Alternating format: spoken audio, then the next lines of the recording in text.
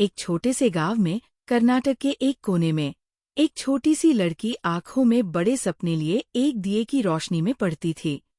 लेकिन कौन जानता था कि एक दिन ये लड़की दुनिया के लिए एक मिसाल बनेगी। उसका नाम था सुधा मूर्ति।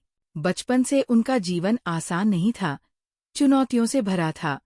उनके माता पिता ने उन्हें कड़ी मेहनत, शिक्षा और विनम्रता के मूल्य सिखाए। बचपन से ही सुधा शानदार थी, हर विषय में टॉप करती थी और हमेशा नई चीजें सीखने के लिए उत्सुक रहती थी।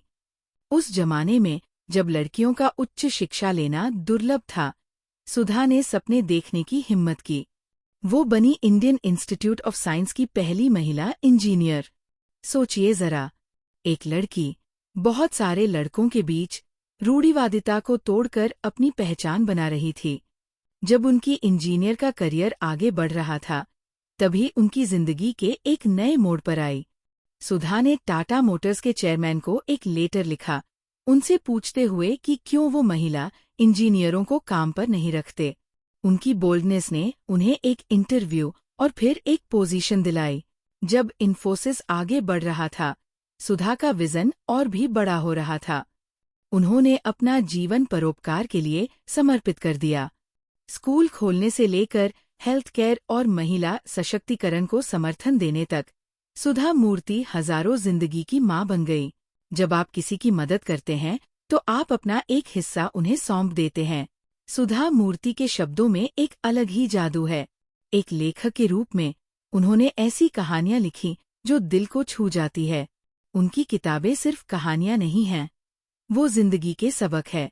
आज सुधा मूर्ति एक मिसाल है कि एक इंसान अपने दृढ़ संकल्प, करुणा और सेवा के जज्बे से क्या कुछ हासिल कर सकता है। सुधा मूर्ति की कहानी सिर्फ उनकी नहीं है, ये हर उस लड़की की कहानी है जो सपने देखने की हिम्मत करती है, हर उस इंसान की जो दयालुता में विश्वास रखता है और हर उस व्यक्ति की जो दुनिया को एक बेहतर जगह बनाना चाहता है। 1981 का साल था। सिर्फ 10,000 रुपए के साथ सुधा मूर्ति ने अपने पति के सपने पर भरोसा किया, जब दुनिया उन्हें शक कर रही थी।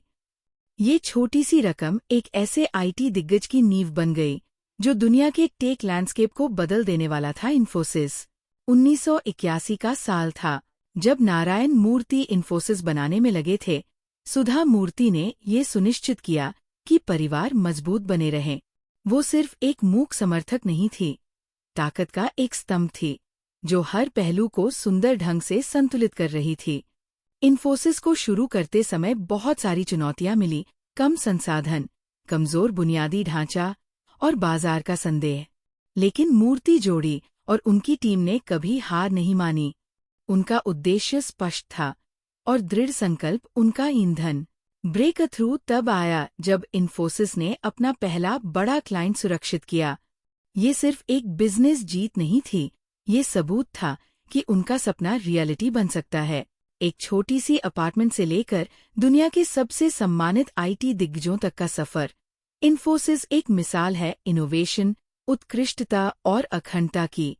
सुधा मूर्ति के बलिदान और नारायण मूर्ति के दूरदर्शी नेतृत्व ने ये सपना एक वैश्विक घटना में बदला। सुधा और नारायण मूर्ति की कहानी हमें सिखाती है कि सपने संभव होते हैं, संसाधनों के कारण से नहीं बल्कि दृढ़ विश्वास के कारण। अपने दृष्टिकोण में विश्वास करो, बाधाओं का सामना करो और कभी अपने मूल्यों से समझौता मत करो।